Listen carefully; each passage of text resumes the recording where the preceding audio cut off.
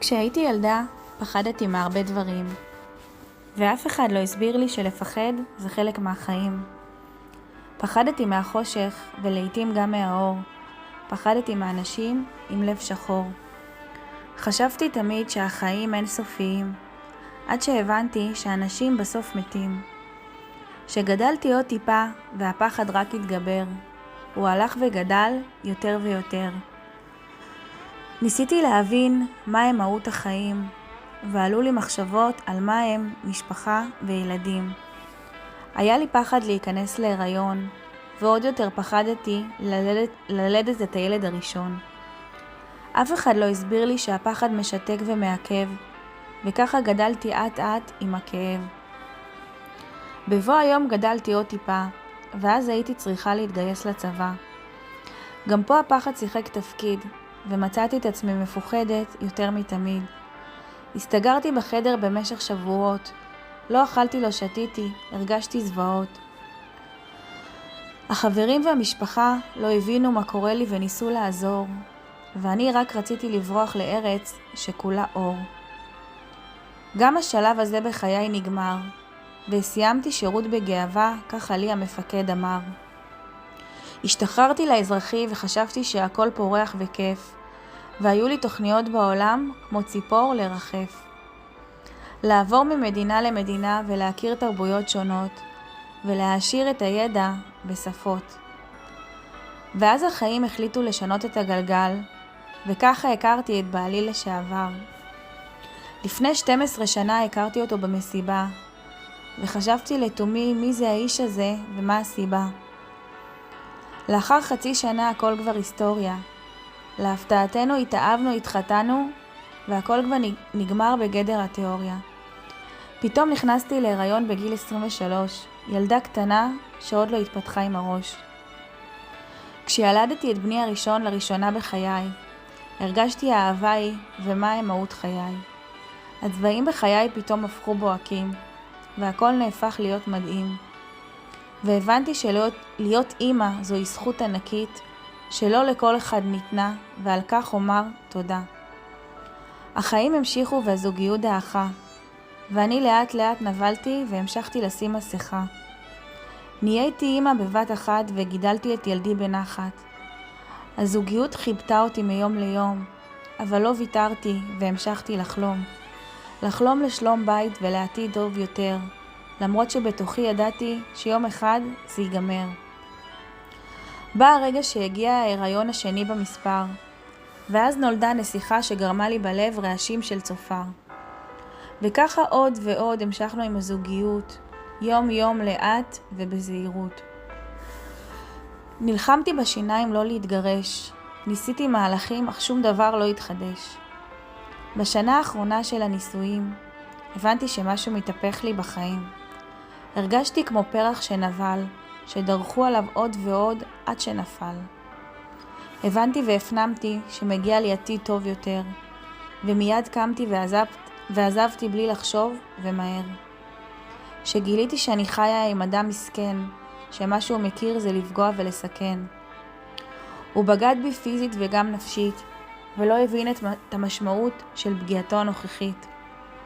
עזבתי את הבית ולקחתי את הילדים, ונשבעתי שלשם לא אחזור יותר בחיים.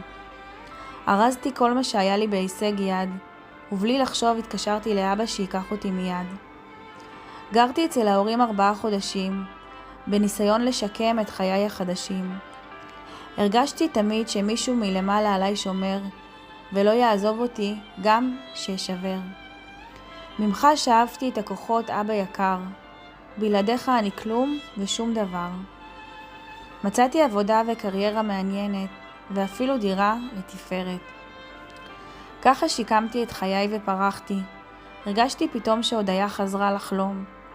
ולא רק לחלום אלא גם להגשים. את כל מה שרצתה כל השנים. הייתי מאושרת תקופה ארוכה, וגידלתי את ילדיי בגאווה. עד היום ההוא שבו הכרתי את אותו אדם, וחיי פתאום התנהלו להם לבדם. הגוף התחיל לפתח רעידות, עד שהבנתי שאלה הן התקפי חרדות, שמיום ליום רק גברו, ואת גופי לאט לאט ניתקו.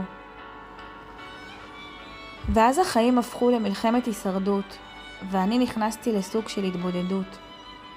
ההתמודדות הלכה ונהייתה יותר ויותר קשה, עד שהרגשתי שאני ממש נמצאת בהכחשה. הכאבים הפכו להיות חלק מחיי, עד שהבנתי, עד לפה, די. החלטתי שאני רוצה למות, וההחלטה הזאת פתאום קיבלה משמעות. שלחתי הודעה לחברות שלי הטובות, והם מיד הביעו התחשבות. הם רצו אליי בבעלה ענקית, וגררו אותי לטיפול אצל הפסיכיאטרית. הטיפול לתקופה עיצב את חיי, אך התרופה שנטלתי הייתה נוראית, ועקב כך עליתי במשקל גופי, והרגשתי שחרב עליי עולמי. אך המשכתי להילחם ולא אוותר לעולם, למעני, למען ילדיי ולמען כולם.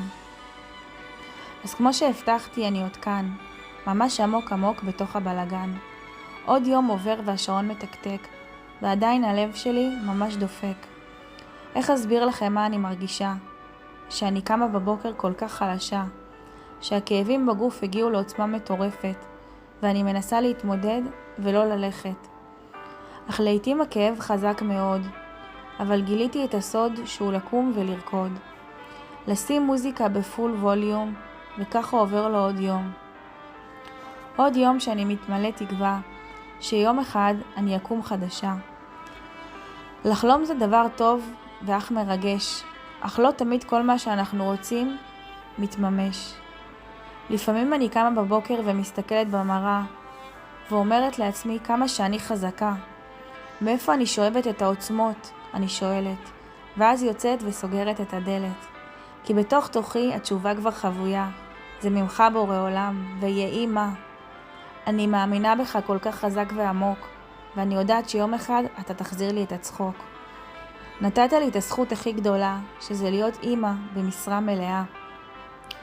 היכולת לקום בבוקר ולנשום היא לא מובנת מאליו בכלל כיום. אני כל כך רוצה שיום אחד אני אבין שכל מה שעברתי היה בגדי להכין אותי לחיים מלאי הרפתקאות, וכדי שאוכל לעמוד בהם הייתי חייבת לעבור תלאות. אני יודעת שמחכה לי עתיד מדהים, עם הרבה הפתעות ומטעמים. אתה לא תאכזב אותי, אני יודעת, כי בתוך תוכי אני מנצחת. אני אלחם כנגד כל הסיכויים, כדי להחזיר לעצמי את חיי הקודמים. לחזור להודיה עם השמחת חיים, שהייתה קמה כמו לביאה ולא מוותרת לעולמים. אבל הבנתי דבר מאוד חשוב ומשמעותי, ואותו הזק ליקום, שאם אני לא אלחם על חיי, אני תמיד אשאר באותו המקום. אחרי הפעולות נמשכים הלבבות, וזאת הדרך לכבות את הלהבות. אני כל כך מאמינה בעצמי ובכוחות שלי, שאת הדרך הזאת אני אצלח ואתן את כל כולי. את הסיפור שלי אני משמיעה לכם בקולי קולות, שכולם ישמעו אותו בלי הקלות. חזרתי לחיים, חזרתי לאור, וכל עוד אני פה, לשם לעולם אני לא אחזור. אלחם ואנצח הטיפת הדם האחרונה, כי אני יודעת שאני חזקה. אבא שבשמיים עליי שומר, והיום אני בטוחה בזה ביותר. אז אני מאחלת לי מהיום רק ימים טובים ומאושרים, ושאנצח את כל המכשולים. וזהו רגע התודות. תודה על אמא לביאה ואבא מדהים, שלמעני את החיים הם נותנים. לאחי היקר והיחיד, שלמרות שלפעמים הוא מרגיש רחוק, הוא איתי תמיד. לאחותי שמרית האהובה, שתמיד נרתמת לעזרה, יש לך לב ענק ונתינה. לאחותי אלינור המדהימה, שבשלווה וברוגע שלה, אותי מדריכה.